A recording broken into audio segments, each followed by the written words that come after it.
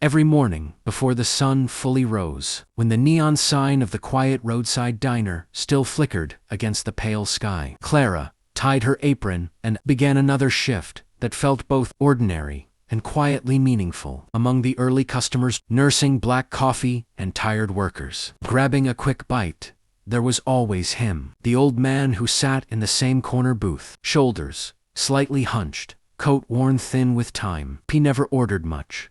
Sometimes just a cup of water, occasionally a single slice of toast, if he could afford it. But Clara had noticed long ago the way his eyes lingered on other plates, the careful way he counted coins in his trembling hands. Without telling anyone, she made it her silent routines. An extra plate onto his table. When no one was looking, a warm breakfast she would mark as mistake, or quietly pay for herself. At first, he resisted, offering weak protests. But hunger always softened pride, and eventually he accepted her kindness with a nod and a faint, grateful smile that said more than words ever could. Days turned into weeks, and weeks into months, their unspoken bond growing in the quiet spaces between refilled coffee cups and cleared plates. Clara never asked his story, and he never volunteered it, but there was something dignified about him, that didn't quite match the threadbare coat or the way he sat alone in that booth. Then one cold morning, everything changed. The usual hum of the diner was broken by the low rumble of engines outside, unfamiliar and out of place. Clara glanced through the window and froze. Two sleek black SUVs had pulled up, their polished surfaces reflecting the dull gray sky. The doors opened, almost in unison, and men in sharp suits stepped out, scanning the area with serious, watchful eyes. A hush fell over the diner as customers turned their heads, whispers rippling through the room. Clara's heart began to race, confusion mixing with a strange sense of dread. Who could they be here for? As the diner door swung open and the suited men stepped inside, their presence commanding instant attention, Clara instinctively looked toward the corner booth. The old man sat there, as always, but this time he wasn't eating. He was waiting. The bell above the diner door rang sharply as the suited men stepped inside, their polished shoes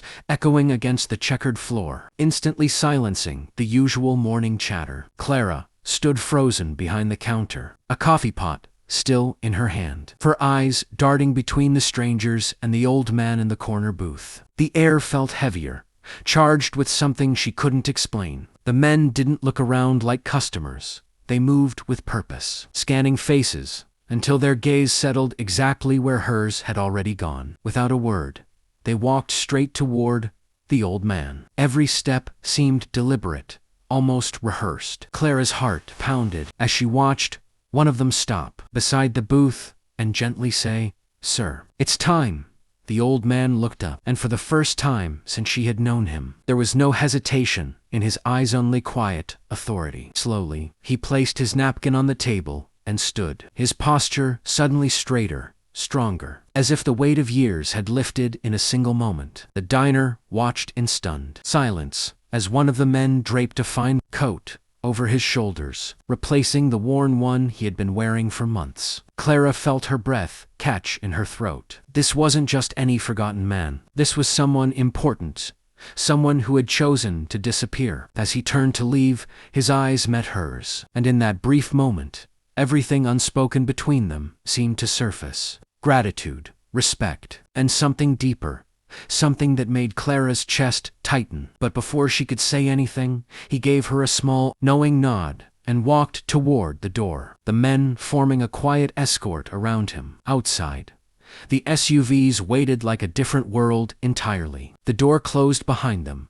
and just like that, the diner was left in silence again, but nothing felt the same. Clara stood there, questions swirling in her mind, wondering who he truly was, and why someone like him had needed her kindness in the first place. The diner never quite felt the same after that morning. The booth by the window remained empty. Yet, Clara still found herself glancing at it, out of habit, as if expecting the old man to appear again with his quiet presence and gentle eyes. Days passed, then a week, and life slowly returned to its usual rhythm.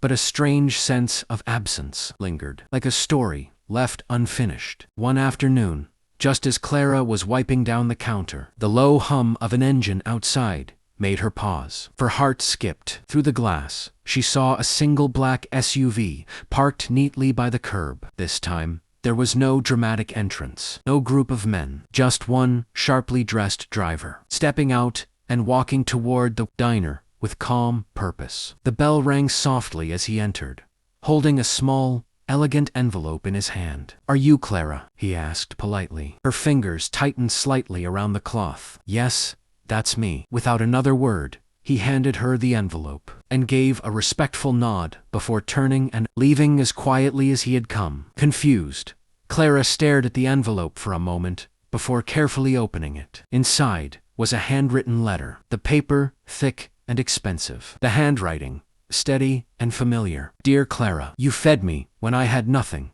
at least nothing that truly mattered. You offered kindness without questions, dignity without judgment. I came to your diner, not because I had to, but because I needed to remember what humanity feels like. My name is not important, but my gratitude is. I built a life surrounded by wealth, power, and people who wanted something from me. Yet in all of that, I had forgotten what it meant to receive something real. You reminded me, enclosed is something small, not payment, because kindness, like yours, cannot be bought. A token to ensure your life becomes a little easier, just as you made mine lighter, in ways you'll never fully understand. Thank you for seeing me when no one else did." Clara's hands trembled as she reached deeper into the envelope and pulled out a check-in, amount so large it didn't feel real. Her eyes filled with tears, not because of the money, but because now she understood. He had never been